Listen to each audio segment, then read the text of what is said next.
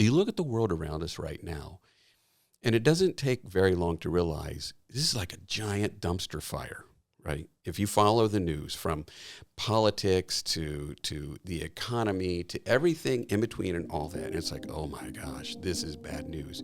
What's the one place, where should you be able to go, or where could you go to get a different message, to hear things are different? Mm-hmm. That's the work of the local church.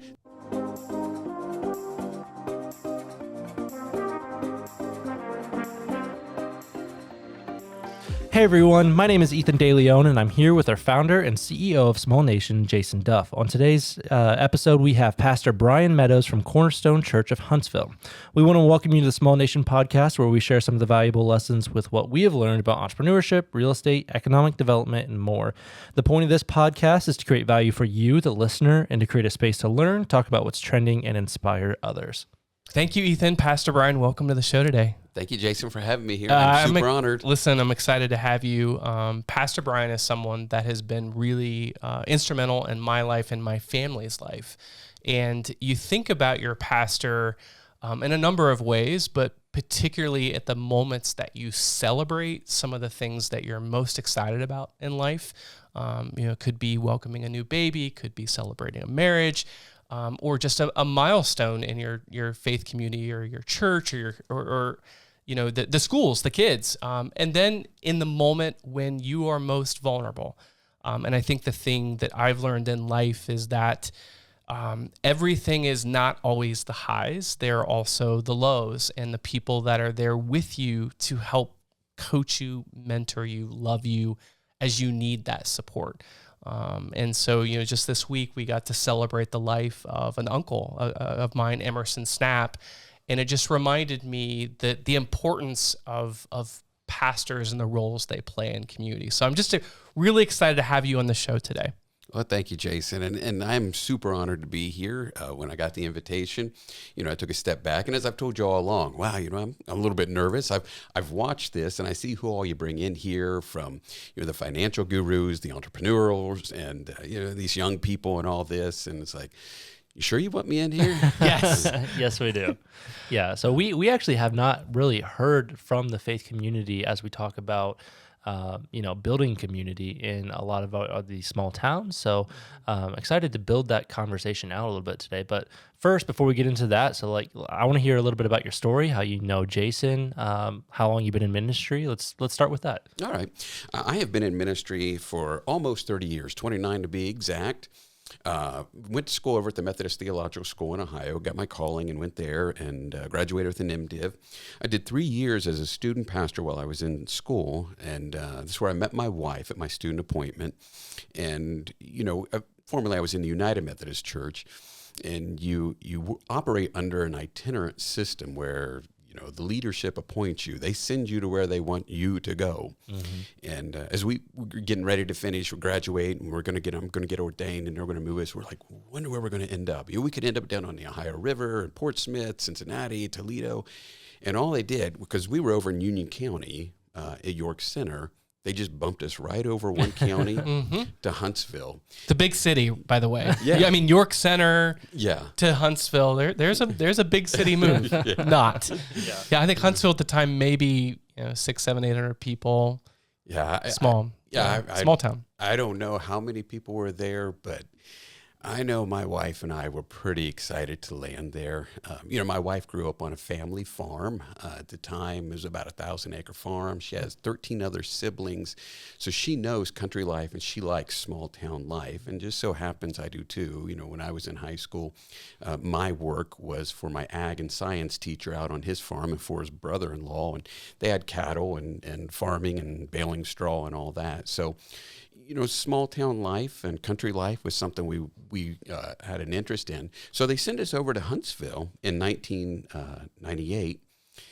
And I remember when we went there for our very first interview, like, is this going to work? And my wife and I are in the interview. And how's that for an interview process, right? All you business gurus. Do you sit down with your spouse in an interview? Well, I did. Uh-huh. with the good people of Huntsville, right? And when it was all finished, we thought, this feels real good. And I remember standing there at the time by the post that led down to the sanctuary. And I looked at my wife and I said, what do you think could happen if like we just committed ourselves to the work of the kingdom here? And I mean, just bought in and just went to town on this. What do you think could happen? And at the time, there was about roughly 25 to 30 people attending the church. And this was really a part of the work of your Uncle Emerson, someone whom I dearly loved and valued his input. What was going on there was pretty much, listen, if we're going to go down as a church, let's go down swinging. And I love that mentality. And I feel so fortunate that I ended up landing at a place where it felt like people were ready for something different. There's a book by Mike Slaughter called Spiritual Entrepreneurs. And it's pretty old, but I read that and it was really interesting to approach ministry from an entrepreneurial perspective, and especially when you talk about, 20, 25 years ago, reading that kind of stuff.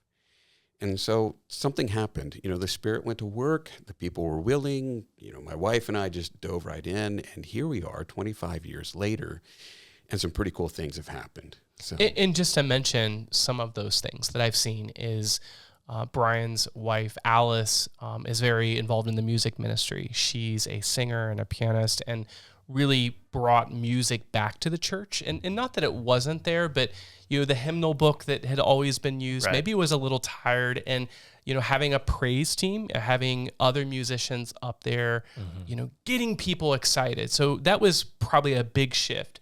The other thing was really, I think the church recognized that children were the future. Do you want to speak a little bit about that? Yeah, again, going back, if we trace back the steps on this, when we arrived at Huntsville, there's no youth ministry to speak of. Yeah. And I remember my district superintendent, when we got there, he says, don't do anything for the first year. Don't change anything, status quo. Yeah. Okay. Sounds like the corporate, talk down kind of. Yeah. Yeah. And we didn't have that luxury. Soon afterwards, by September, we came there in July, and by September, we had a few extra families, and they were showing up with kids, and we thought, man, we had to do something with the kids. Wouldn't that just be fun? Well, we didn't know what to do, and there was really nobody available to do it. So I just said, hey, if the kids want to get involved, why don't they just show up here on Wednesday night at 6:30? And they did, and we just started figuring out as we went. But one thing led to another. We got some volunteers. We organized it all.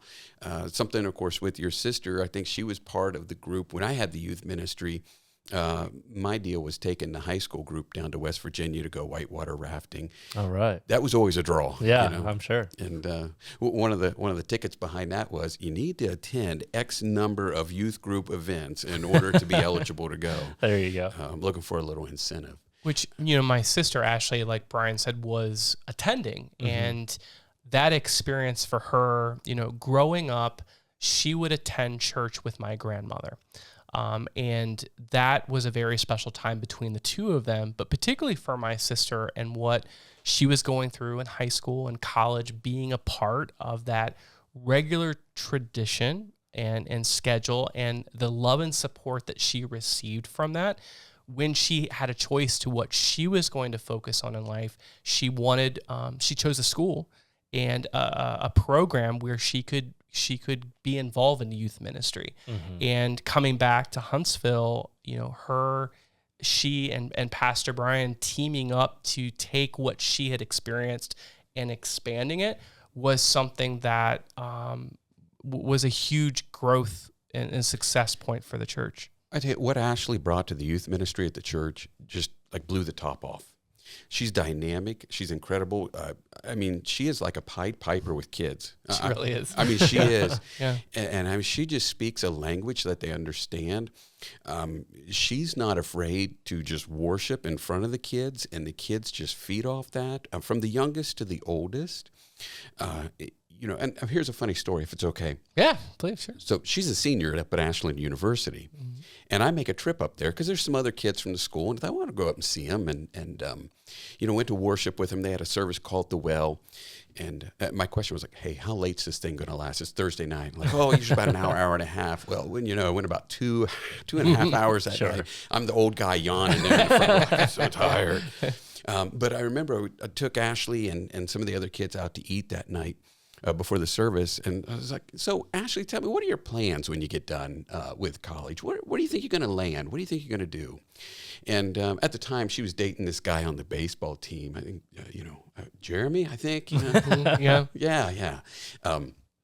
And she's like, "Well, we're going to go wherever the Lord leads us. We'll go anywhere in the world, wherever the Lord takes us, because we just want to be open to what He wants." And Jeremy was like, "I'm throwing resumes everywhere." Yeah. And I'm at the dining, we're sitting there in the restaurant that night. I'm like, "Boy, I'd love it if she'd come back and maybe get her plugged into the church."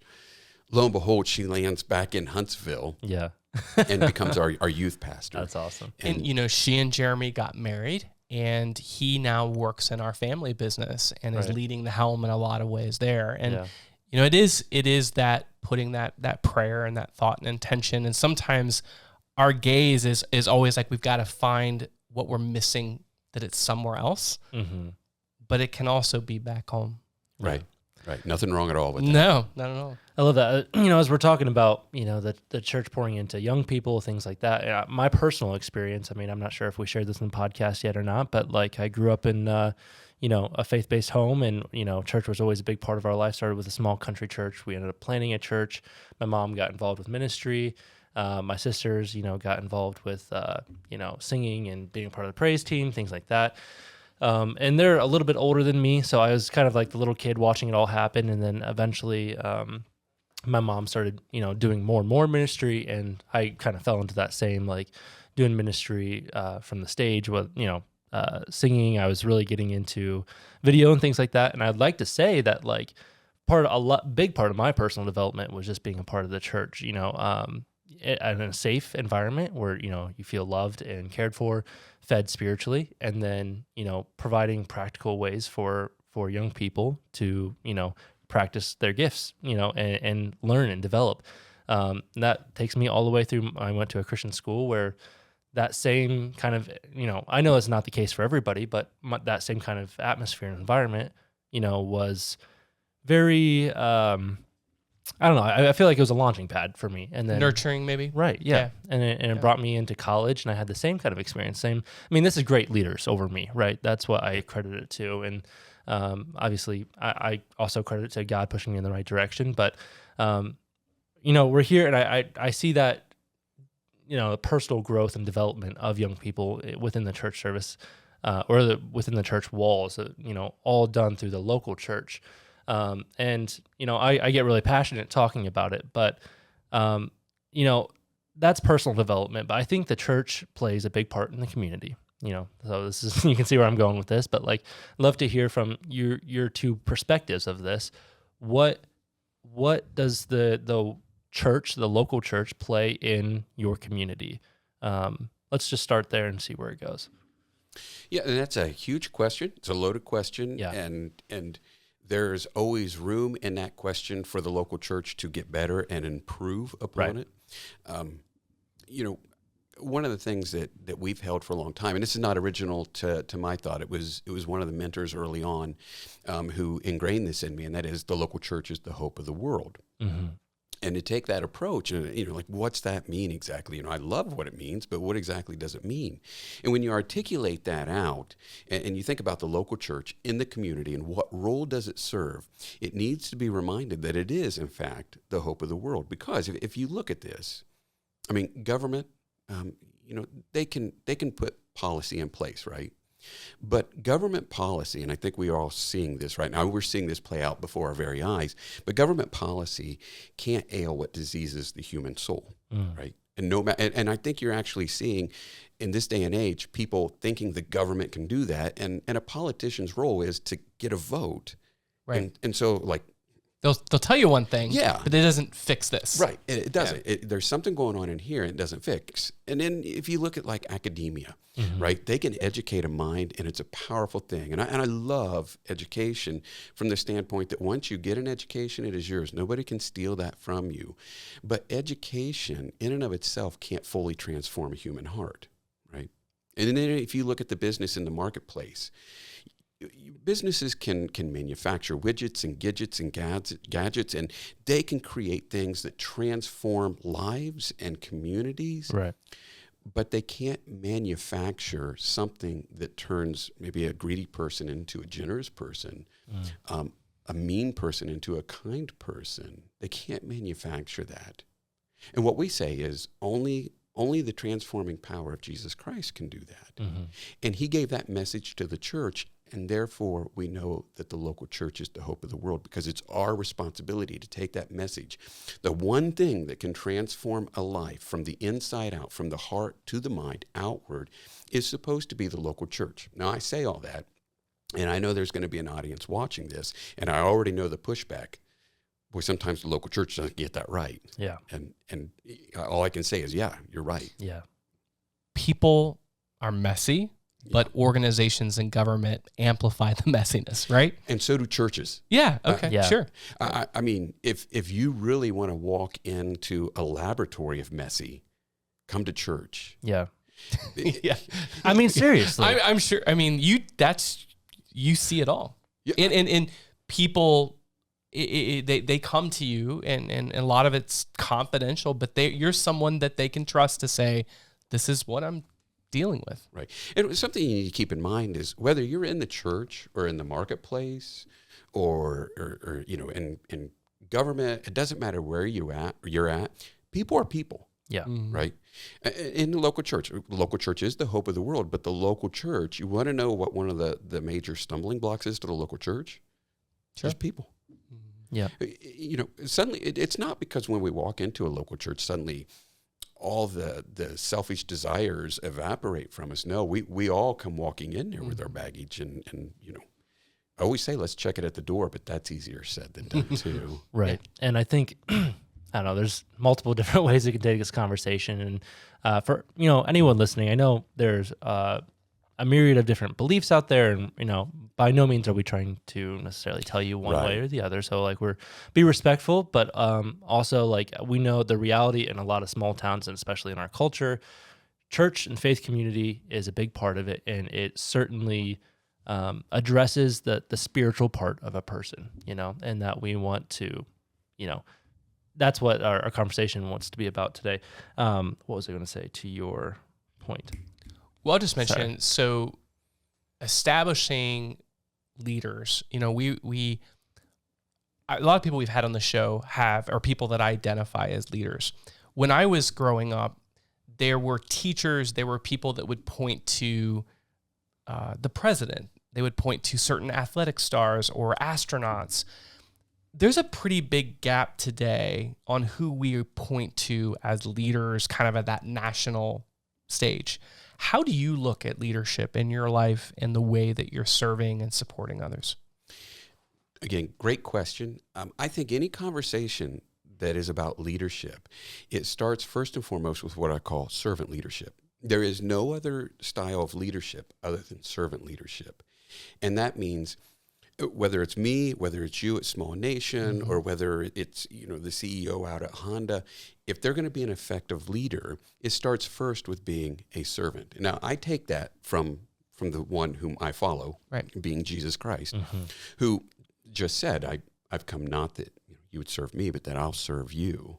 I mean, the spiritual leader, the world leader, he transformed the world, and here's the guy that, if you look in the scriptures in John 13, what's he do? He takes a towel and a basin of water, and he washes his disciples' feet. This was a task designed for the lowest of servants, to wash feet. And what does he do? I'll wash yours. Yeah. I'll wash yours. So anytime we talk about leadership, it begins with servant leadership. And again, that's something that, I think it was Patrick Leoncioni. I don't know if I got his last name right there or not. But, was at a conference where he was speaking, and he addressed the crowd with that leadership insight. And I thought he's exactly right. Yeah. Jesus quite literally flipped leadership upside down. It did. Humility wasn't a trait that was prized back in, what we'd call the first century, population and history. But Jesus comes along and rewrites that as well and turns humility into something that is to be desired. And why is that? Well, that's because he's the ultimate in leaders and leadership, and we take our cues from that. And it was his whole idea of, I've come not that you'd serve me, but that I'll serve you. So How do we take that into, our everyday lives, in our businesses, in our, communities, and whatever role that you play? These are the lessons that we learn in church, but certainly, it wouldn't be effective if it just stayed there, right? So, what do you think are some practical ways people can carry that out? Well, I can actually give you an example. I sit on the Chamber of Commerce in Logan County. It's really neat. Ben Volrath is doing some amazing things. He's a good example of a leader. But just at our most recent meeting, the story came up about up at Indian Lake. They needed an extra bus driver, and they couldn't find a sub to come in. So they got this one guy who wasn't real familiar with the route, and he ran late. But it just so happened that the one guy was the superintendent of Indian Lake, Rob Underwood. That's how a leader serves. That's a great example. That's how a leader puts a towel over his or her arm and says, you know what, I'll do it. And I forget who said it at the meeting, but I was like, yeah, there's a huge amen to that. But who wouldn't want to be a champion for that school? Yeah. When the superintendent was like, give me the keys to the bus. I'll just go do it myself. I'll roll my sleeves up and we'll do this together. And so it becomes an example. Leadership becomes example when we talk about how does that get seen? Well, if people are on a project, it never hurts for the leader to be there beside them, to show up. And sometimes it's not a matter of doing. Sometimes it's just a matter of encouraging, letting them know that you see them. This can be done in presence, and that's really a big thing in the ministry. Presence is a lot. The ministry of presence and what it represents. And it just says we're in this together. Yeah. Pastor Bryan, how do you think, you mentioned that you serve on the chamber board, when you think about what you see as an organization that is encouraging more commerce, more tourism, raising funds to support the mission of the chamber, how does running a business differ or is similar to running a church? Yeah, good question. I'm always saying good question on this because they are. Good. Here's the thing about it. A lot of people will think, well, the church looks kind of like a business. And then, And probably in what ways? So if we said that you've got to have customers or members, right? You've got to, the collection plate is kind of your sales, right? You've got to be bringing revenue in, and you have expenses. You have expenses. Right. And I also think you've got to figure out the product that you're selling, right? So like, is the music, is the way you're presenting your content, is it good? And you'll know pretty quick. You get people laughing though, right? Yeah. Humor is a part of the sermon every week. Humor has maintained me in ministry for about the last 30 years. Man, if I'm not laughing, I'm in trouble. Yeah. It's just that ministry can be difficult, and especially from that perspective. Again, here's what I always try and remind people. The church can be run in a business-like manner, but it's not a business. And if you try and box the church into a corner and run it like a business, it'll end up driving you up the wall. Yeah. And here is what we say in terms of like product. We don't have the luxury of having a 2-for-1 sale on Jesus. You can't do that in the life of the church, right? Yeah. You can't get away with saying this week only, absolved sins, come on in. Darn it, right? Right. I've tried that tactic a few times, but it doesn't get very far. But what we're trying to advance is not a product, but a way of life. We're sitting there offering hope to people, right? And here's the other thing. If we can just go in a little bit on a dive on this here. You look at the world around us right now, and it doesn't take very long to realize this is like a giant dumpster fire, right? If you follow the news, from politics to the economy to everything in between and all that, and it's like, oh my gosh, this is bad news. What's the one place, where should you be able to go, or where could you go to get a different message, to hear things are different? Mm-hmm. That's the work of the local church. That's the product. That's the hope. And the hope isn't in what you can buy. The hope is in the one whom you put your faith in. And then it becomes our work to flesh that out and to articulate that week by week, day by day in the ministries that we do. So again, they call us a nonprofit for a reason, because we're not looking to profit. We don't have a product to sell, but it's the most valuable thing you could ever hope to have. The win is to reach people. Yes. I mean, so a lot of times that gets perceived as we want a bigger church. We want, to add this expansion. And for people who have been through experiences where they've been hurt by previous, things like that, back to your previous point, people are flawed. Like in the faith community, we believe that, people, are sinful from the beginnings. Like we have our own intentions and, so people are going to mess it up. Churches have messed it up in the past. So like, I'm sorry that for people who have gone through that hurt and experienced that. And my heart goes out to them. But just to share, the same things in the business community, but in the faith community, I was watching a YouTube video of one of the mega church pastors like from 30 years ago, and they're panning all of his jets that he is using to fly around the country. Yeah. And his line was, well, if Jesus was around today, he sure wouldn't be riding a donkey. And, and he said Yes, it I've heard with this. serious, but like that just shows like there is people that get bought in to the crazy stuff. But the same thing is of the business gurus, like that write the best-selling book. And then people, you have to kind of do your own due diligence. yeah, church is not evil. Money is not evil. It's like you have to understand It's how that you use those tools. it's people that can be the problem if, things go unchecked, and that things aren't put into perspective and you're not feeding yourself spiritually. I mean, at some level, whether you believe in God or not, I mean, honestly, it's like there's a part of you that needs to be checked, right? And fed and nourished and realigned, given hope. You're saying like it's the hope of the world. So I don't know, man, this is a deep topic, but I love it. What are some of the differences, Jason, as you see other communities where the faith community is active versus when it's not? Like, what are some of those things that you can see the faith community has the power to move the ball? So I am a first-generation college student. I had a music teacher in middle school and high school that invested a lot in me and encouraged me to go audition for a scholarship. And so to going to parents and grandparents that, had not had the college experience, it was just different. They really weren't sure that made sense, but I ended up in the town of Ada, Ohio, and I auditioned at Ohio Northern University.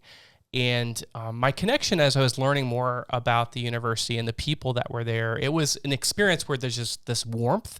I ended up going to school there. I graduated with a degree. But as I started learning more about the DNA of the school, they happened to be a part of the Methodist university system. And there's 5 other Methodist colleges in Ohio. And as I dive deeper back in the university's history, there was a point in time, Henry Solomon Luer, the founder of the university, about 30 years into the institution, they financially could not sustain. And they were looking, because of how important education was at that time, they were looking for a life raft on how to keep the university around, but also save the town of Ada. And at that time, the Methodist Church stepped in, and it became a Methodist-affiliated institution. And so that DNA and that history for me, growing up in a Methodist church, being able to go to a Methodist institution, was really important. And it was another example where the role of the church and community, that those resources, that support, if that hadn't happened, if that investment wasn't made, my life would be very different. And I think that's kind of the neat thing about some of the DNAs of the local churches, and then some of the larger congregations, of the impact they've had on the region. Mm-hmm. And then deeper, I think my interaction of being able to meet the bishop of the Methodist Conference, hear from him, be able to hear the way he was thinking.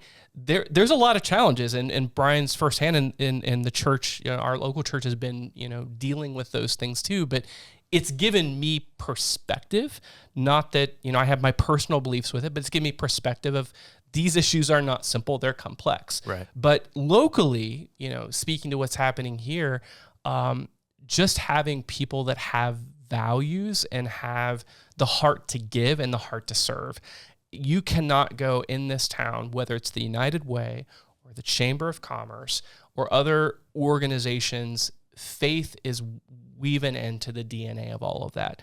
and the fundraising that happens that supports our t-ball teams, our music groups, it's a feeder program for so much good. And if you were to ask individuals that are on a part of those organizations, and obviously not everybody, but I mean, we've had some of them here on the podcast where they, openly say that that's why they do what they do, not for the organization or things like that, but because they feel called to it because of the servant leadership Jesus teaches. That's part of their faith, is like the reason for what they're doing is like way deeper than just this is my job. And so I think that's why it's important from my perspective at least. And this is coming from, me, I'm just getting started in my career. I'm 23.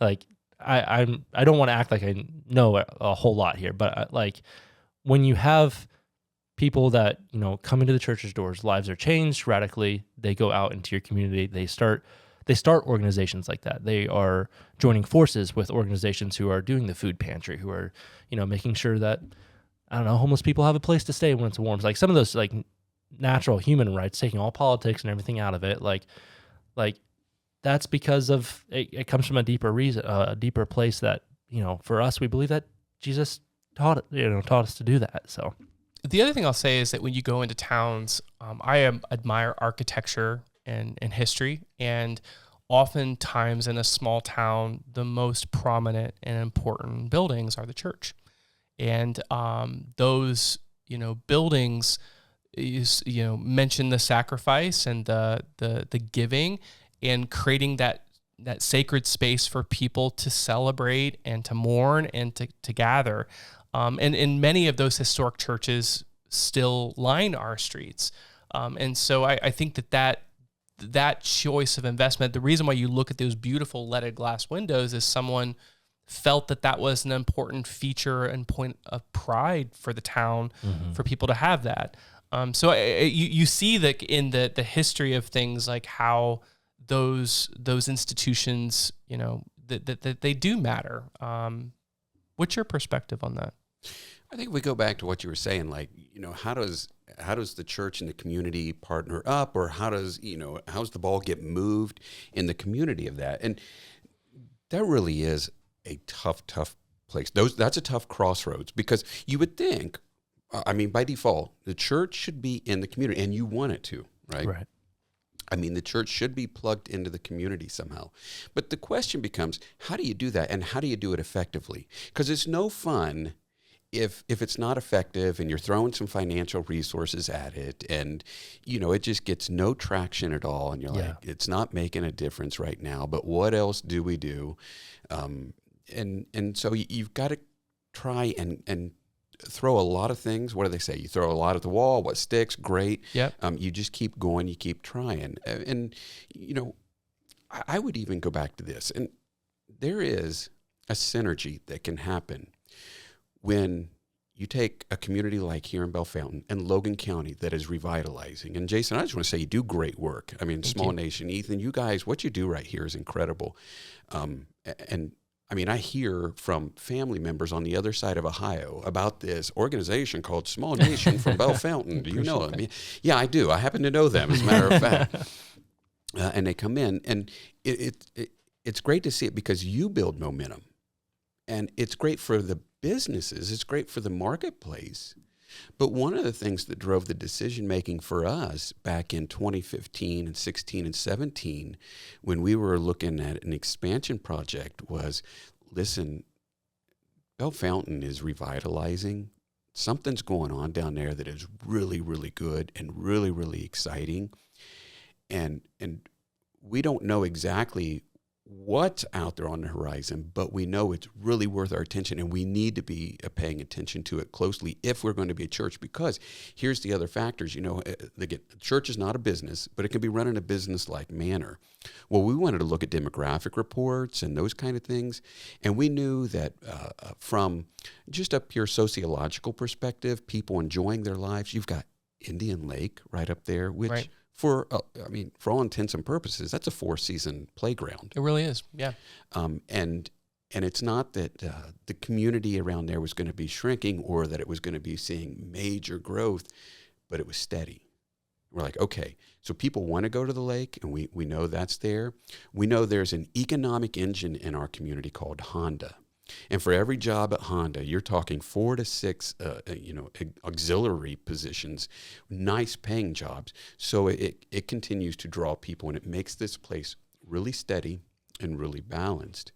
Just as a sidebar comment, they thought Plain City would take off about 15 years before it did, and they couldn't understand why, but now it has. Sure has. And again, those are things you just need to be paying attention to. So when we thought about the economic engines and a place to recreate in Logan County as a whole, and then what you're getting here in downtown Bellefontaine, I mean, you don't have to drive 45 minutes down Route 33. You can come right in here and get incredible restaurants, from 600 to the Syndicate, and all points in between. Great coffee. You got great places to shop for clothes. I mean, what an incredible place to move, to live, to raise a family. And so it only makes sense that if you're going to be a church, why don't you be a church that offers something to this, growing population or it's coming in. So that was an influence from us, and we wanted to do those things. Now, I would also tip my hat to Grace Brethren and how they've come alongside. And what they had the ice rink, right? They had the ice rink. So this year, they brought their city Christmas, which it was a separate event in previous years, and merged it with our downtown Christmas event on First Fridays. Nice. The largest turnout that I have ever seen. They had a beautiful market with different vendors and things that were set up, a live nativity. It was, a lot of towns will always say, wow, that was a really great parade. This was a magical night that when you look at the photos and videos and the way people were feeling, it was really, really special. And again, it was, I think, total grace. They had over 100 volunteers, wow, a significant amount of money. But that's a great example of the partnership with a community event. Right. And so you look at that and you're like, okay, that's how you partner up there. And of course, up at Cornerstone, just a couple weeks ago, we have partnered with the Tim Tebow Foundation to bring the Night to Shine prom in. And again, very cool program, by the way. If you're unfamiliar with that, look it up. Yeah, agreed. And so we have all these persons with special needs that come in, and this is a night for them to be loved on.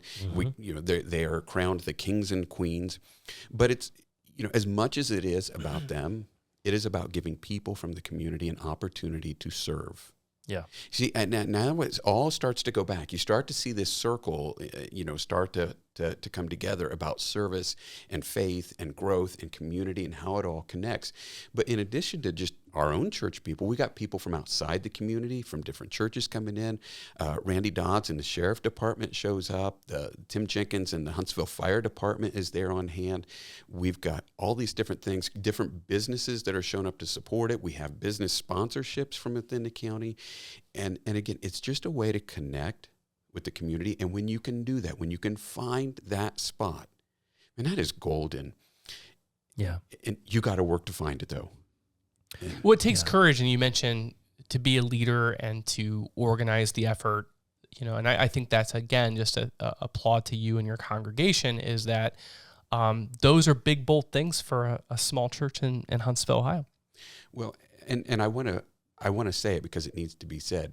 Your sister, our youth pastor, Ashley, she has what I would call led up in that church.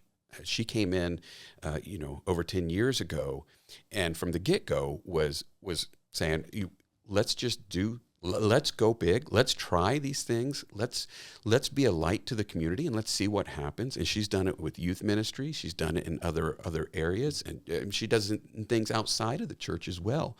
But when you finally begin to start doing that, then you realize this is getting fun. You're exhausted. Yeah. Right. It's a good exhaustion, though. And much to what we talked about here earlier, it can get messy really quickly. Mm-hmm. Yeah.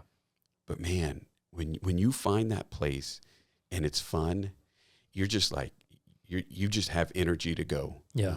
You'll rest when it's over, but right now I'm just in the moment, and I love this, and I love what it brings to the community, and I love what you guys have brought to the community. And my hope is for all the local churches to find ways in that to plug in. Yeah. Go ahead. Well, I just want to mention one thing that, the night to shine, you mentioned that. And then we talked about earlier about thinking entrepreneurially in the church, helping it innovate, helping it create new things. As I've gotten to know you, your wife, Alice, your family, you also have a family business. And I want to talk about Hannah. She's someone that's very special to me and to many others. But I'd like to tell us a little about your family's business. All right. Well, my daughter is Hannah, and she is part owner of what's called Hannah's Honey. And we work with a partner, and there's over 100 beehives involved.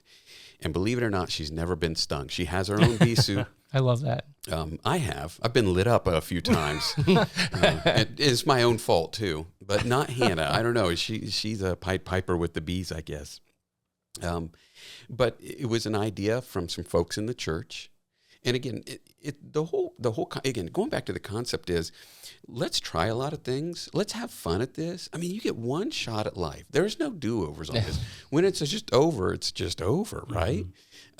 At least here. And for us, we will talk about an eternal glory, maybe not on this podcast, but in the right place at the right time.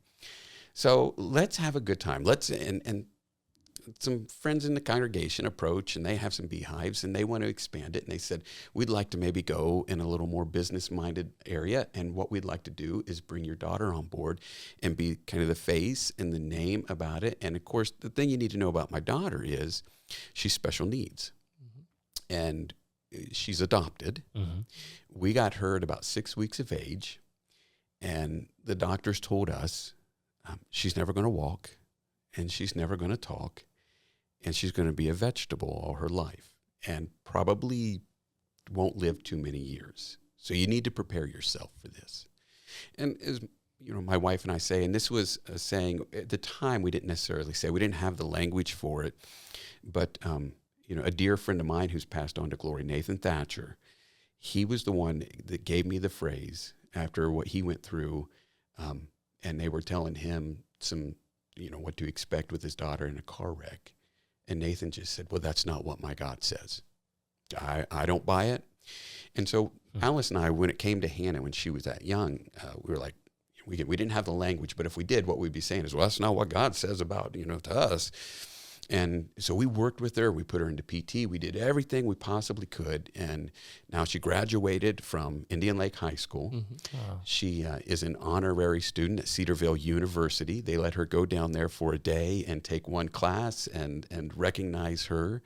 And she's part owner of Hannah's Honey. And I'm glad to tell you that her honey is featured at 600 downtown, which is my favorite pizza place. Okay. Wow. And it's the main event that they have it on. And they also use the honey to make the honey mustard dressing, and they use the honey in the dough for the Detroit pizza.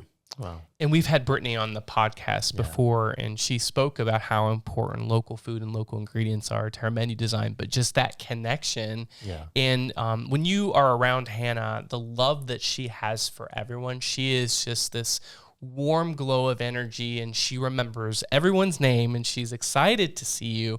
But just seeing her and Brittany in the restaurant, the pride of knowing that her product's being used, and then also from a business standpoint, that's where the doing the right thing can be good for business and can generate more sales and profit. People care about the story behind what you're eating. Right. And so that's just another one of those win-wins that's circulating that good. Yeah. And from my experience, at least with churches, great source of community, right? If you're looking for friends, there's a lot of lonely people out there.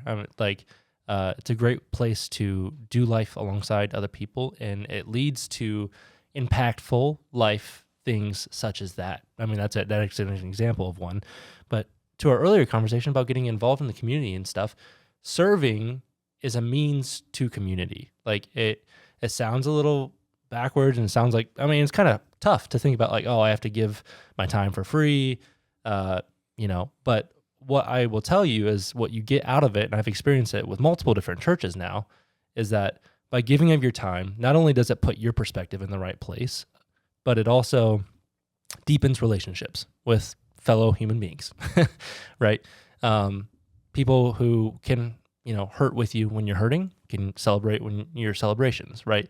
Things like that. So that's something that, just as our conversation before, and even as we just talk about doing life together and the importance of things, whether it's business, outside of the church or whatever, like serving in a local church brings about that fulfillment, that longing that, pretty much everybody has somewhere to do life with other people. It's a great place to find it, just another point. I concur. As we're kind of wrapping up here, what are some of the practical things? Well, I'll ask you this way. What would you say to churches across the country that feel like they lack the resources, whether it could be money or manpower, to get involved? And it's definitely, so I'll just add some color to that. We go to a lot of towns that are like what you described in Huntsville when you first started, or what Bellefontaine was 15 years ago, where 80% of the town is vacant and empty, and there's a lot of apathy and no solutions for people to step up to fix it. How do we help get that engine together again to do what you have accomplished? I mean, Bryan's very humble, but the size of the church, when you mentioned you started, how many members? 20-ish? 25, 30. Where are you at today?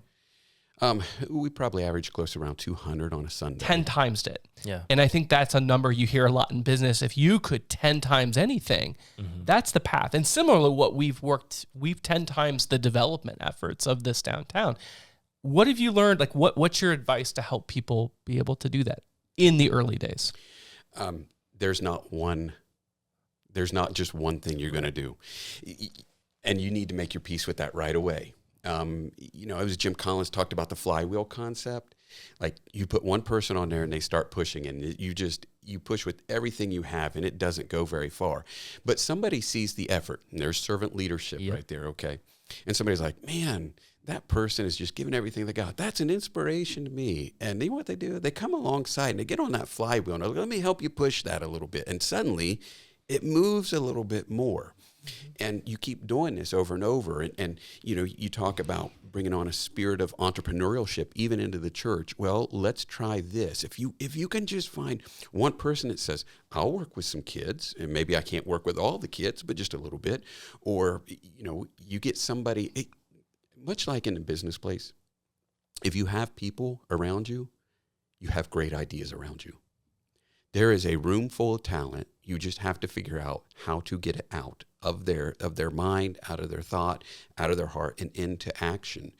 And so, you got this flywheel going, and it just starts to build momentum. One of the neatest things, this might sound a little, I don't know, a little goofy or whatnot, but when I showed up at Huntsville, one of the first things that was taking place was the addition of a fellowship hall called Anstein Hall. Bob and Bertha Anstein, God bless them. I won't go into details.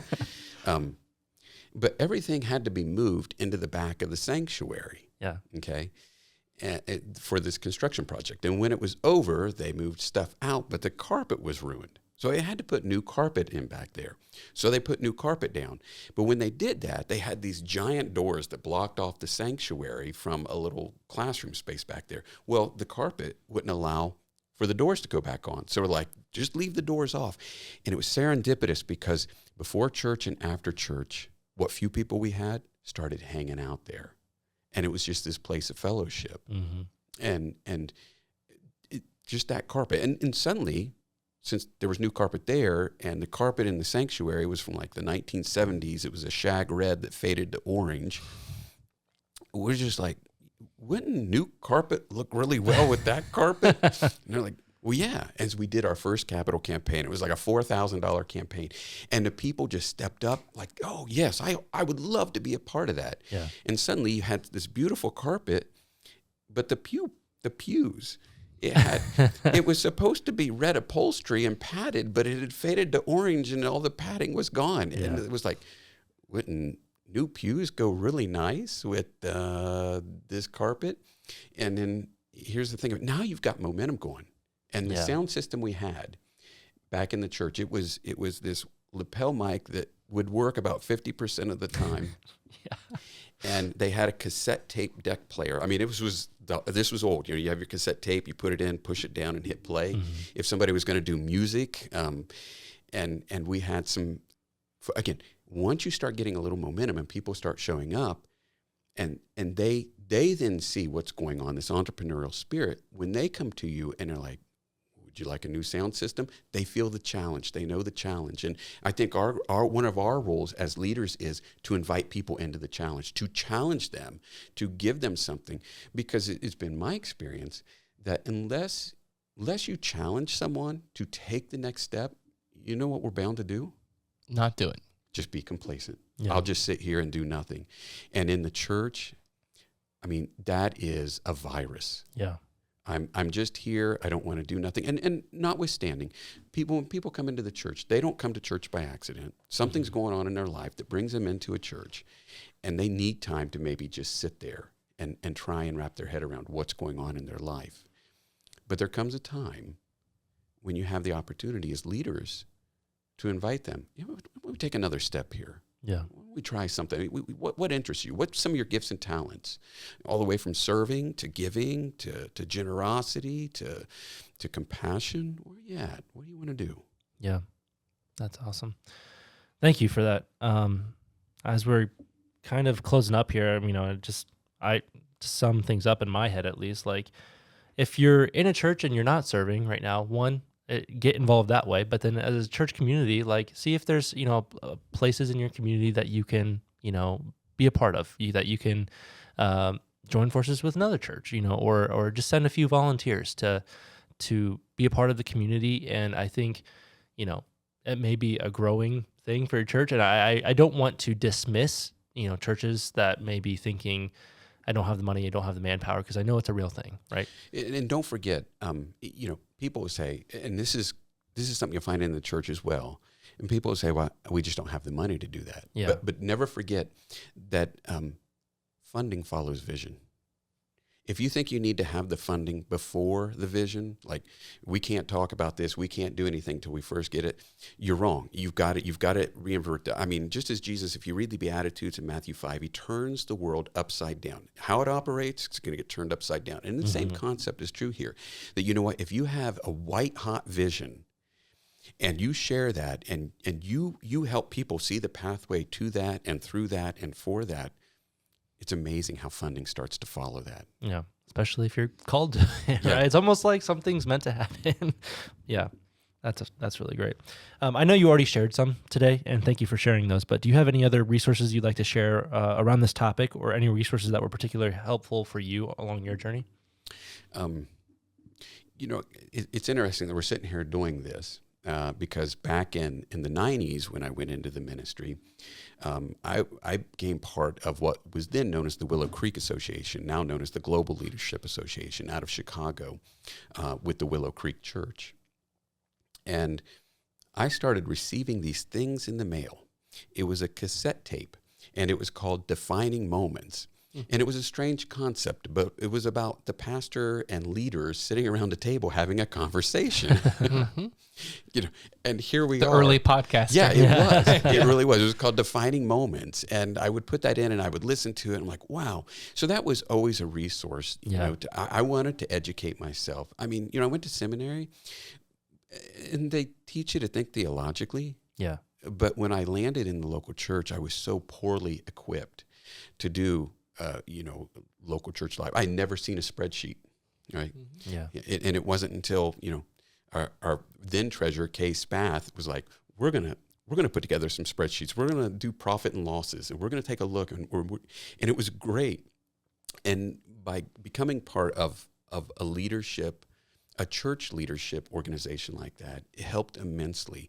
And I could get my hands on the books, and I could go to the conferences, and I could go hear folks like Jim Collins speak. I've been to see him 3 or 4 times and read his material, because you will find that there is great crossover between the business world and the church world. There comes a point where you can't get them to mesh, but there's a lot of layover. And I even said that years ago. It finally occurred to me, I want to take some of my best business leaders out of the congregation. I want to put them on the board. Yeah. And I want to overlay that with spiritual principles. Yep. And let's see where this goes and what happens with that.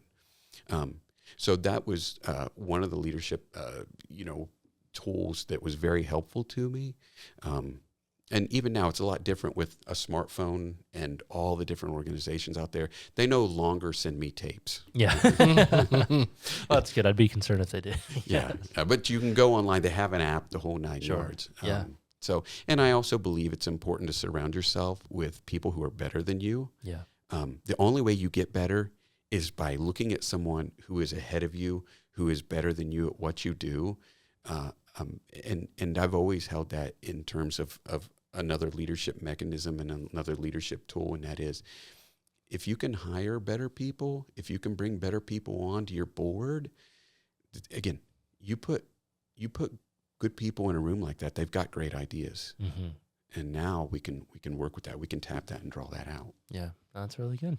Thanks for sharing that. No, I thank you, Pastor Bryan, for being on the show. I think that the entrepreneurship and the innovation of the operations of the local church is really, I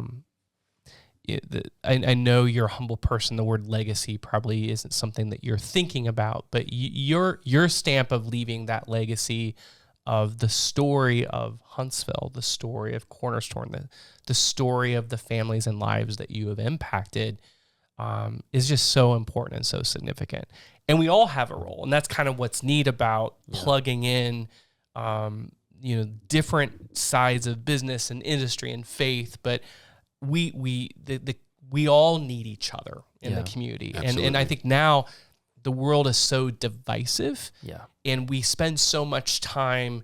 I look at it like the football team, like I'm planting my flag that I represent this football team, when really we're all rooting for the same thing. And it's just an important message right now. So thank you for being that beacon of light and someone to look to when times are tough. Well, thank you. And anything that I might have done that has been beneficial or positive, I can only tip my hat to my maker and give thanks to God. So my forte has always been screwing up. So if something works well, then know that I got out of the way. Love that. And the last thing I kind of want to say is, to the small church listening, in the small town, you matter, you're significant. We need you, in our communities, and individuals need you, more than you probably know. So just as, a reminder to anyone listening. But where can people follow you and keep up with what's happening with your church? All right. Well, we are currently in the process of a whole new website, cornerstonehuntsville.com. Should be done by Easter. We just had our firm there last night, getting some more shots at our Turning Point Youth Ministry and all that. So they're currently putting it together because we've gone through another bit of a transformation.